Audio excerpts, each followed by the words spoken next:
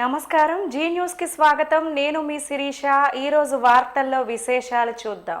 బంగ్లాదేశ్ నౌకాదళం చెరలో చిక్కుకున్న 9 మంది విజయనగరం జిల్లా మత్స్యకారుల విడుదల వ్యవహారం సుఖాంతమైంది.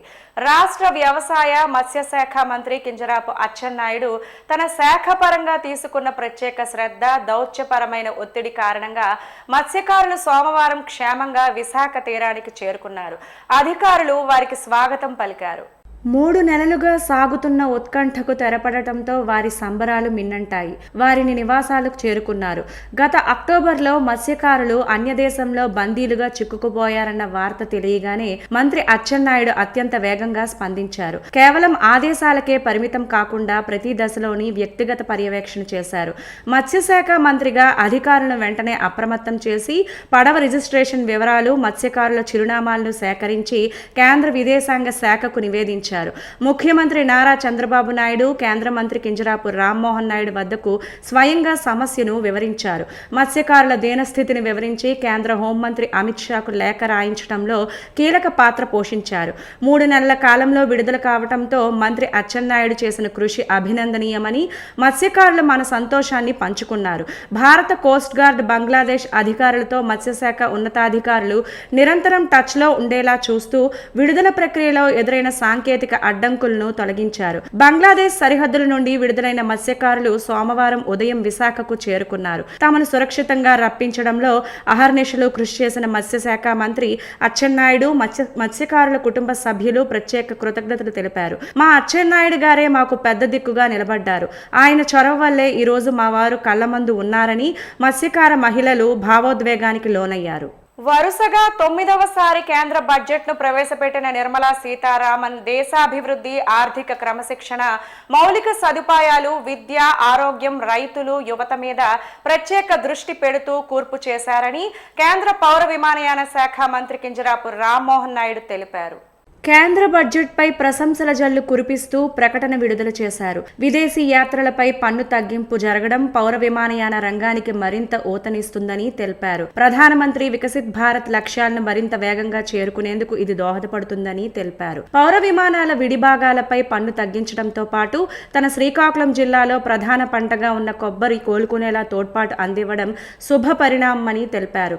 ఈసారి కేంద్ర ఆర్థిక మంత్రి నిర్మలా సీతారామన్ ప్రవేశపెట్టిన 2026-27 కేంద్ర బడ్జెట్ స్థిరమైన ఆర్థిక విధానంతో పాటు పెట్టుబడులు, సంస్కరణలపై బలమైన దృష్టి పెట్టడం ద్వారా భారతదేశానికి మరింత ప్రగతిని, సుస్థిర అభివృద్ధిని తీసుకురాగలిగానని రామ్మోహన్ నాయుడు తెలిపారు. కొత్త ఆదాయపు పన్ను చట్టం సామాన్యులను మరింత ఆకట్టుకుందని తెలిపారు. 7 నగరాల మధ్య హై స్పీడ్ కారిడార్లు, టూరిజం అభివృద్ధికి ప్రత్యేక కార్యాచరణ, డేటా సెంటర్ల ఏర్పాటుకు తోడ్పాటు అందివ్వడం, ఇలా ప్రతి అంశం ప్రగతిని సూచిస్తోందని తెలిపారు. ప్రస్తుత ప్రపంచ అస్థిరతల నడుమ కూడా ప్రభుత్వం బలమైన, స్థిరమైన ఆర్థిక విధానాన్ని పాటిస్తోందని, 2026-27కు కేంద్ర పెట్టుబడులను గతంలో కంటే అధికంగా 12.2 లక్షల కోట్లకు పెంచడం ద్వారా ప్రభుత్వం తన విజన్ను స్పష్టం చేస్తుందని తెలిపారు. ఈ పెట్టుబడులు తన శాఖ పరిధిలోని పౌర విమానయానం, విమానాశ్రయాలతో పాటు రైల్వేలు, రహదారులు, పోర్టులు, లాజిస్టిక్స్, పట్టణ మౌలిక సదుపాయాలు, డిజిటల్ ఇన్ఫ్రాస్ట్రక్చర్లపై ఉన్నాయని తెలిపారు. ఇది ఉపాధి, పెట్టుబడులు, పెట్టుబడిదారీ విశ్వాసానికి సహాయపడుతుందని స్పష్టం చేశారు. ప్రతి జిల్లాలో బాలికల వసతి గృహం గొప్ప ఆలోచన అన్న రామ్మోహన్ నాయుడు బాలికా విద్య మరింత ఉన్నతంగా ప్రకాశిస్తుందని తెలిపారు. రాష్ట్ర ప్రభుత్వాలకు ఆర్థిక తోడ్పాటు అందిస్తూ నిర్మలమ్మ పద్దులు ఉండటం, అందులో ఆంధ్రప్రదేశ్కు సైతం సింహభాగం కేటాయింపులు జరగడం ఆనందంగా ఉందని తెలిపారు. శ్రీకాకుళం జిల్లాలోని ప్రధాన పంటగా ఉన్న కొబ్బరికి తోడ్పాటు అందించే విధంగా కొబ్బరి ప్రోత్సాహక పథకం ఉద్దాన ప్రాంతానికి మళ్లీ పూర్వ వైభవాన్ని అందిస్తుందని ధీమా వ్యక్తం చేశారు. జీడి పంటకు సైతం తోడ్పాటు అందించే విధంగా కేటాయింపులు ఉండటం శుభ పరిణామమని తెలిపారు. సామాన్యుల నుండి వచ్చిన ఫిర్యాదుల పరిష్కారానికి ప్రతి ఒక్కరూ కృషి చేయాలని శ్రీకాకుళం జిల్లా గ్రామీణాభివృద్ధి శాఖ పథక సంచాలకులు ఎం కిరణ్ కుమార్ కోరారు. ప్రజా ఫిర్యాదుల నమోదు మరియు పరిష్కార వేదిక శ్రీకాకుళం జిల్లా పరిషత్ సమావేశ మందిరంలో నిర్వహించారు. జిల్లా కలెక్టర్ స్వప్నిల్ దినకర్ పుణ్కర్ ఆదివారం తన సూచన మేరకు రెవెన్యూ శాఖ మినహా అన్ని ప్రభుత్వ శాఖల అధికారులు గ్రీవెన్స్ లో పాల్గొన్నారు. పింఛన్ల మంజూరు చేయాలి చేయాలని, త్రాగునీరు సౌకర్యం కల్పించాలని, ప్రధానమంత్రి ఆవాస్ యోజన పథకం కింద ఇల్లు మంజూరు చేయాలని కోరుతూ ఎక్కువ సంఖ్యలో ఫిర్యాదులు అందాయి. అర్జీదారులు వారి యొక్క అర్జీలు నేరుగా పై కార్యక్రమంలో లేదా ఆన్లైన్లో meekosam.ap.gov.in వెబ్సైట్లో వారి యొక్క అర్జీలు నమోదు చేయండి. ఈ సందర్భంగా పథక సంచాలకులు కిరణ్ కుమార్ సూచించారు. అర్జీదారులు అర్జీల నమోదు మరియు నమోదైన అర్జీల గురించి, వాటి యొక్క స్థితి, దానికి సంబంధించి సమాచారం గురించి తెలుసుకోవాలంటే 1100కి నేరుగా కాల్ చేయవచ్చని వివరించారు. అర్జీదారులు గమనించి ప్రజా ఫిర్యాదుల నమోదు మరియు పరిష్కార వేదికను సద్వినియోగం చేసుకోవాలని కోరారు. వరుసగా 9వసారి కేంద్ర బడ్జెట్ ను ప్రవేశపెట్టిన ఆర్థిక శాఖ మంత్రి నిర్మలా సీతారామన్ ప్రవేశపెట్టిన బడ్జెట్ దేశాభివృద్ధి, ఆర్థిక క్రమశిక్షణ, మౌలిక సదుపాయాలు, విద్య, ఆరోగ్యం, రైతులు, యువత మీద ప్రత్యేక దృష్టి పెడుతూ కూర్పు చేశారని శ్రీకాకుళం జిల్లా వాసులు తెలిపారు. నిర్మలమ్మ ప్రవేశపెట్టిన కేంద్ర బడ్జెట్ పై ప్రశంసల జల్లులు కురిపిస్తున్నారు. శ్రీకాకుళం జిల్లాలో ప్రధాన పంట అయిన కొబ్బరి, జీడి పంటలకు మహర్దశ రానుందని, ఇది ముమ్మాటికి శుభ పరిణామమని తెలిపారు. నేత కార్మికులకు అండగా నిలవాల్సిన బాధ్యత అందరిపై ఉందని గ్రహించి మహాత్మా గాంధీ స్వరాజ్ పథకం ప్రవేశపెట్టారని, ఖాదీకి మళ్లీ పూర్వవైభవం వస్తుందని చెప్పారు. శ్రీకాకుళం జిల్లాలో ప్రధాన పంటగా ఉన్న కొబ్బరి, జీడి కోలుకునేలా తోడ్పాటు అందివ్వడం శుభ పరిణామమని తెలిపారు. ఈసారి కేంద్ర ఆర్థిక మంత్రి నిర్మలా సీతారామన్ ప్రవేశపెట్టిన 2026-27 కేంద్ర బడ్జెట్ స్థిరమైన ఆర్థిక విధానంతో పాటు పెట్టుబడులు, సంస్కరణలపై బలమైన దృష్టి పెట్టడం ద్వారా భారతదేశానికి మరింత ప్రగతిని, సుస్థిర అభివృద్ధిని తీసుకురాగలిగిందని బీజేపీ రాష్ట్ర కార్యదర్శి రెడ్డి పావని అన్నారు. కొత్త ఆదాయపు పన్ను చట్టం సామాన్యులను మరింత ఆకట్టుకుందని తెలిపారు.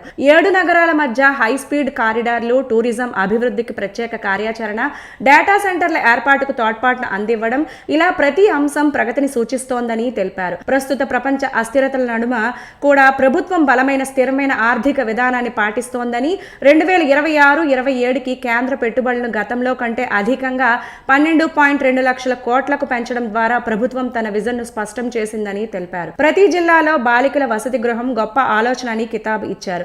విభిన్న ప్రతిభావంతులకు ప్రత్యేక ప్రణాళిక తయారు చేసి వారిని అన్ని విధాలా ఆదుకుంటామని ప్రకటించడం ఎంతో మానవత కనిపిస్తుందని తెలిపారు. రాష్ట్ర ప్రభుత్వాలకు ఆర్థిక తోడ్పాటు అందిస్తూ నిర్మలమ్మ పద్దులు ఉండడం, అందులో ఆంధ్రప్రదేశ్కు సైతం సింహభాగం కేటాయింపులు జరగడం ఆనందంగా ఉందని తెలిపారు. శ్రీకాకుళం జిల్లాలోని ప్రధాన పంటగా ఉన్న కొబ్బరికి తోడ్పాటు అందించే విధంగా కొబ్బరి ప్రోత్సాహక పథకం ఉద్దాన ప్రాంతానికి మళ్లీ పూర్వ వైభవాన్ని అందిస్తుందని ధీమా వ్యక్తం చేశారు. జీడి పంటకు సైతం తోడ్పాటు అందించే విధంగా కేటాయింపులు ఉండడం శుభ పరిణామమని తెలిపారు. మంచి కార్యక్రమాలు చేయాలనే ఉద్దేశంతో, డెవలప్ చేయాలనే ఉద్దేశంతో ఆవిడ మంచి ప్యాకేజ్ కూడా ఇవ్వడం జరిగింది.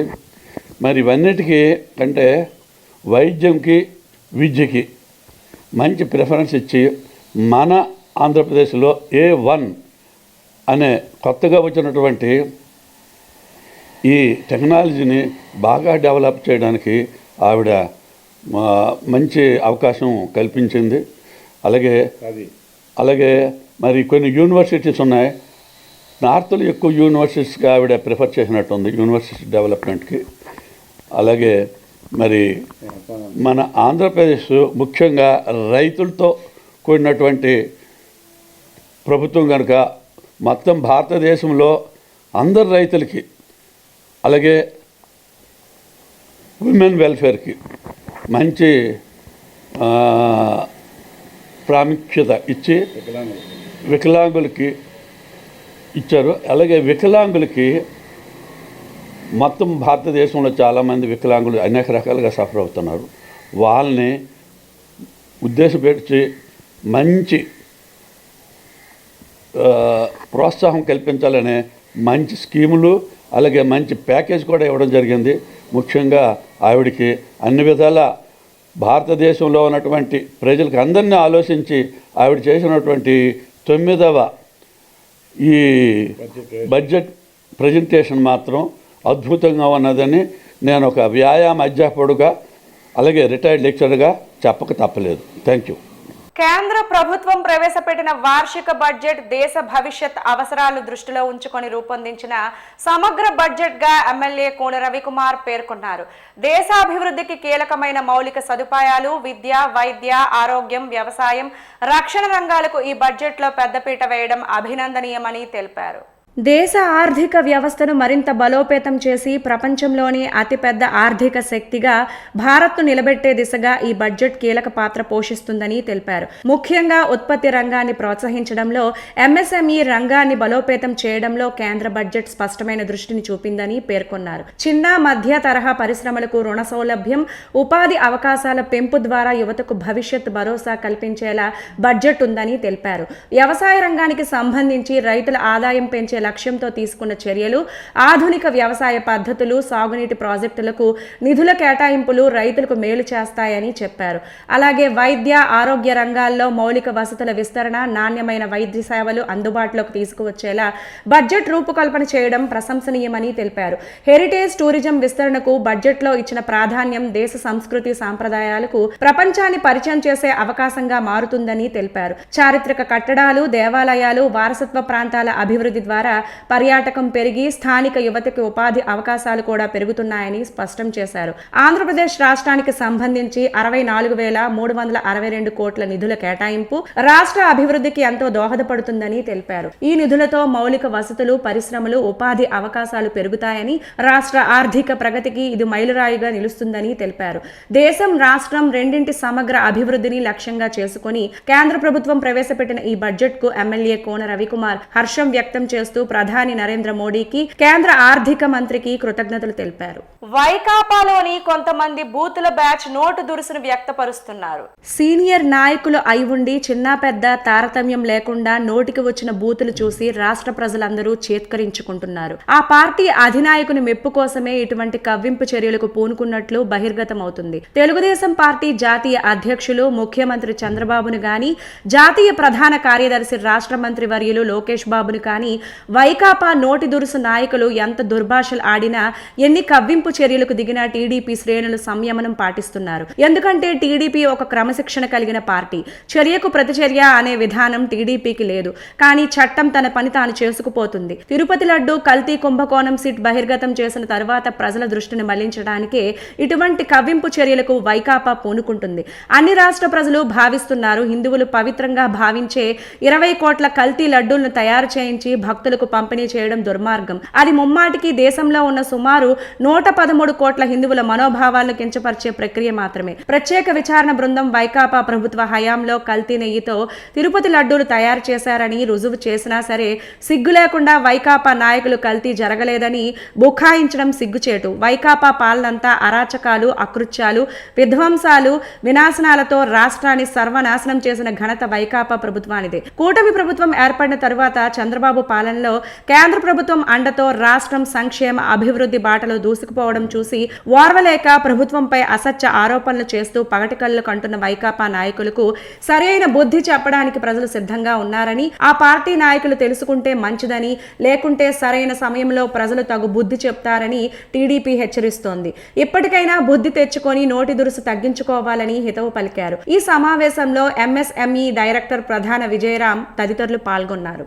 భారత్ ప్రభుత్వం పార్లమెంటులో ప్రవేశపెట్టిన బడ్జెట్ వికసిత్ భారత్ కు బాటలు వేసేలా అన్ని వర్గాలకు, అన్ని రాష్ట్రాలకు ప్రాధాన్యత ఇచ్చిన బడ్జెట్ అని చెప్పాలి. ముఖ్యంగా వికసిత్ ఆంధ్రప్రదేశ్ కు దోహదం చేసే బడ్జెట్ గా ఉందని బీజేపీ సీనియర్ నేత, శ్రీకాకుళం జిల్లా మాజీ అధ్యక్షులు బిర్లంగి ఉమామహేశ్వరరావు అభిప్రాయాన్ని వ్యక్తం చేశారు. సోమవారం స్థానిక మీడియాతో మాట్లాడుతూ భారత ఆర్థిక మంత్రి శ్రీమతి నిర్మలా సీతారామన్ పార్లమెంట్లో 9వసారి ప్రవేశపెట్టిన బడ్జెట్ ప్రజా ఆకాంక్షల బడ్జెట్ అని, అన్ని రంగాలకు ప్రాధాన్యత ఇచ్చిన ఘనత దక్కుతుందని అన్నారు. ద్రవ్యోల్బణం తగ్గించేందుకు గతంలో తీసుకున్న నిర్ణయాలు సత్ఫలితాలు ఇచ్చాయని ఆయన గుర్తు చేశారు. జీడీపీ వృద్ధి 7% దిశగా ఉండేలా చేసిన ప్రయత్నం అని బిర్లంగి చెప్పారు. విద్య, వైద్య, వ్యవసాయ, రక్షణ రంగాలకు మరిన్ని నిధులు కేటాయింపు చేయడం ప్రధాని నరేంద్ర మోడీ దృష్టికోణం ఇక్కడ గమనించాలని కోరారు. వికసిత ఆంధ్రప్రదేశ్ కోసం రేర్ ఎర్త్ మినరల్ కారిడార్ కేటాయింపు చేయడం మనకు గొప్ప మేలు చేస్తోందని బిర్లంగి అభిప్రాయం వ్యక్తం చేశారు. ఈస్ట్ కోస్ట్ ఇండస్ట్రియల్ కారిడార్ అభివృద్ధిలో ఆంధ్రప్రదేశ్ అభివృద్ధికి భాగస్వామ్యం ఉందని, గ్రాంట్ల రూపంలో రాష్ట్రాలకు 1.40 లక్షల కోట్ల కేటాయింపులు మనకు వర్తిస్తాయని తెలిపారు. మత్స్య పరిశ్రమలకు, కొబ్బరి, జీడి పరిశ్రమలకు ఊతనివ్వడం ద్వారా శ్రీకాకుళం జిల్లాకు అధిక లాభం వసగూడే అవకాశం ఉందని బిర్లంగి అభిప్రాయం వ్యక్తం చేశారు. ఏఐ టూల్స్ ని వ్యవసాయదారులకు వారి సొంత భాషల్లో తర్జుమా చేసే విధంగా ఆ టూల్స్ ని వాళ్ళకి అందించే విధానాన్ని ఈరోజు బడ్జెట్ లో ప్రకటించడం జరిగింది. అలాగే కొబ్బరి రైతులకు కానీ లేకపోతే మనకు ఉన్నటువంటి క్యాషూ నట్స్ సంబంధించినటువంటి పరిశ్రమలకు కానీ వాళ్ళకి బ్రాండెడ్ ఇవ్వడమే కాకుండా వాళ్ళ ఉత్పత్తులు కూడా పెంచేందుకు ఒక మంచి మార్గాన్ని సుగమం చేసినట్టు జరిగింది. అలాగే విదేశాల్లో ఉన్నటువంటి ఆస్తులను ప్రకటించేందుకు కానీ విదేశాలకు ఎవరైతే మానవ వనరులను పంపించడం జరుగుతుందో ఇప్పుడు మనకి విదేశాల్లో మనకి ట్రేడ్ అగ్రిమెంట్ జరుగుతున్నాయి. ఈయూతో కానీ రష్యాతో కానీ అనేక లండన్తో కానీ మనకి యూకేతో కానీ ఈ ట్రేడ్ అగ్రిమెంట్ లో భాగంగా మన తాలూకా మానవ వనరులను అక్కడ పంపించాల్సిన అవసరం ఎంతైనా ఉంది. అలాంటి సందర్భంలో ఇటువంటి మానవ వనరులు ఎవరైతే ఎగుమతి చేస్తారో వాళ్ళకి ఈ పన్ను మినహాయింపు ఇవ్వడం కానీ 2025-26లో తీసుకున్నటువంటి ఏదైతే ఈ ఆదాయ పన్ను ఈ సడలింపు ఉందో అది ఇప్పటి నుంచి మనం ప్రారంభించడం కానీ ఈ ఆదాయ పన్ను సడలింపును కూడా మనకి రాను మనకి ఏదైతే ఆ సమయం ఇచ్చారో మార్చి 31 వరకు పొడిగించడం కానీ తర్వాత మనకి R1 R2 మనకి ఏదైతే ఉందో వాటిని కూడా జూలై వరకు కూడా మనం 30% మనం పొడిగించడం కానీ ఇలా అనేక రంగాల్లో మనకి ఈ ఆర్థిక స్వావలంబన కలిగించినటువంటి బడ్జెట్ గా మనం గొప్ప బడ్జెట్ గా ఇది ఆర్థిక సమ్మిళిత బడ్జెట్ సబ్కా సాత్ సబ్కా వికాస్ తో కూడినటువంటి బడ్జెట్ మనకి ఏదైతే 1947 వరకు అది 2047కి మనకి ఈ అమృతకాల బడ్జెట్ గా మనం దీన్ని మరొకసారి దీన్ని పరిగణలోకి తీసుకొని మనందరూ కూడా కింద స్థాయి వరకు దీన్ని తీసుకొని వెళ్ళాలని చెప్పి కోరుకుంటున్నాం. ధన్యవాదాలు. రాష్ట్రంలో రెడ్ బుక్ దుర్మార్గ పాలన పరాకాష్ఠకు చేరిందని మాజీ స్పీకర్ తమ్మినేని సీతారాం తెలిపారు.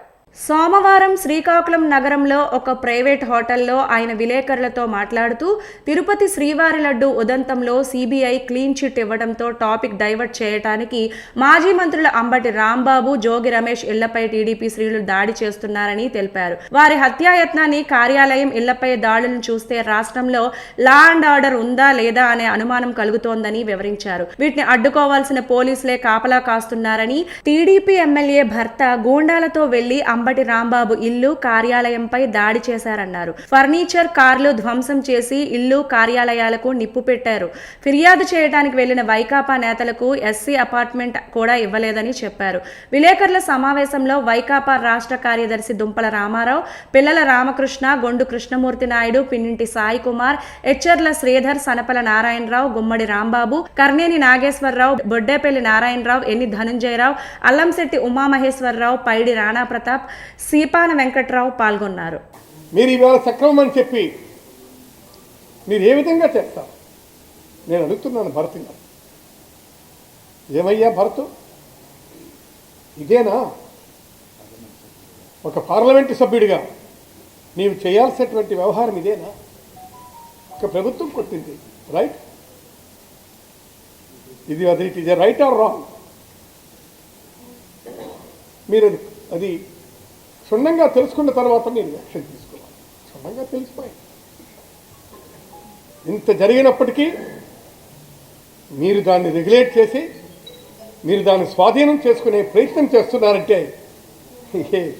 ఏం ఎంపీవయ్యా నువ్వు? రేపు ఉదయం ఈ ప్రశ్నిస్తే రేపు ఏం సమాధానం చెప్తారు మీరు? చెప్పండి. అదే నేను అనేది. దీనికోసం ఆంధ్ర యూనివర్సిటీ అనే మసకబాది 100 ఏళ్ల చరిత్ర కలిగినటువంటి ఆంధ్ర యూనివర్సిటీని మీరు మసకబాది. దీనికోసం అంతే ఒక ప్రైవేట్ ఎడ్యుకేషన్ సంస్థ చెయ్యి పెట్టి కాపు కాసి పైకెత్తారు. అది ఎవరు? లోకేష్, భరత్ కుమార్, వీళ్ళంతా కూడాను తోటలు.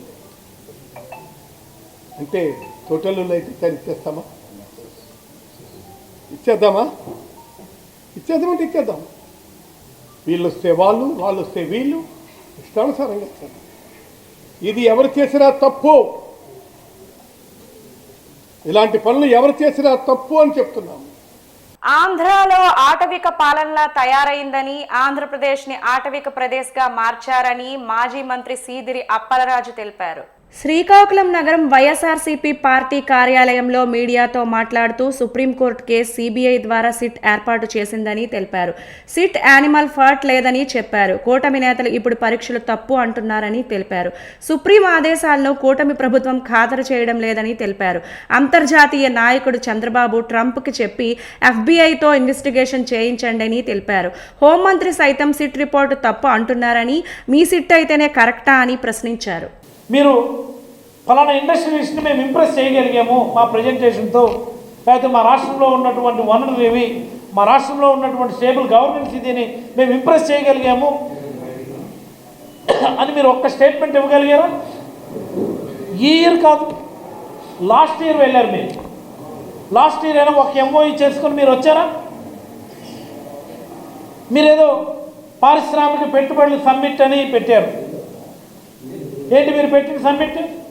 జగన్మోహన్ రెడ్డి గారి హయాంలో జరిగినటువంటి ఎంఓయూలు, జగన్మోహన్ రెడ్డి గారి హయాంలో జరిగినటువంటి ఎండోర్స్మెంట్లు, జగన్మోహన్ రెడ్డి గారి హయాంలో జరిగినటువంటి అగ్రిమెంట్స్ మీరు తీసుకొచ్చి ప్రజెంట్ చేశారు. ఆ రోజు is it not right? Is it not right? Adani, NTPC, Greenko, TCS, ఎన్ని చెప్పాలి? ఇవన్నీ ఎవరి హయాంలో వచ్చినటువంటి, ఎవరి రాష్ట్రానికి తీసుకొని వచ్చారు వాటన్నింటినీ? ఆర్సిలర్ మిట్టల్ స్టీల్ ఎవరు తీసుకొచ్చారు?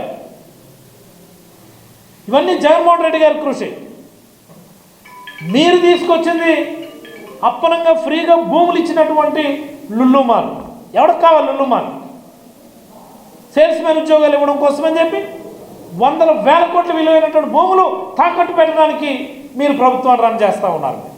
సమాజ సేవలో భాగస్వామ్యం కావడం వాకర్స్ క్లబ్ ధ్యేయమని స్టార్ వనితా వాకర్స్ క్లబ్ అధ్యక్షురాలు, zumba dance coach Gedela Lakshmi తెలిపారు.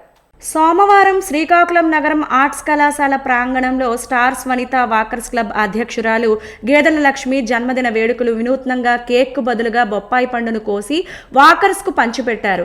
ఈ సందర్భంగా మాట్లాడుతూ వాకర్స్ ఇంటర్నేషనల్ సంస్థ area vice president PG Gupta, star walkers club వ్యవస్థాపక అధ్యక్షులు గేదెల ఇందిరాప్రసాద్ మాట్లాడుతూ సామాజిక సేవలో వాకర్స్ ఇంటర్నేషనల్ సంస్థ ఎప్పుడూ ముందంజలో ఉంటుందని తెలిపారు. ఆరోగ్యమే మహాభాగ్యం అనే నానుడికి లక్ష్మి అర్థం పడుతుందని కొనియాడారు. ఉదయం 5 గంటలకే ఆర్ట్స్ కళాశాల ప్రాంగణంలో ఉండి ఎంతో మందికి జుంబా డాన్స్ నేర్పుతూ వారిని ఎంతో మంది ఆరోగ్యం కాపాడటంలో ఆమె కీలక పాత్ర పోషిస్తుందని తెలిపారు.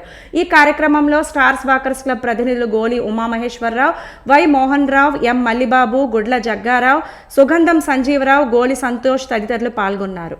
వార్తలు సమాప్తం. మళ్ళీ తరువాత బులెటిన్లో కలుసుకుందాం. నమస్కారం.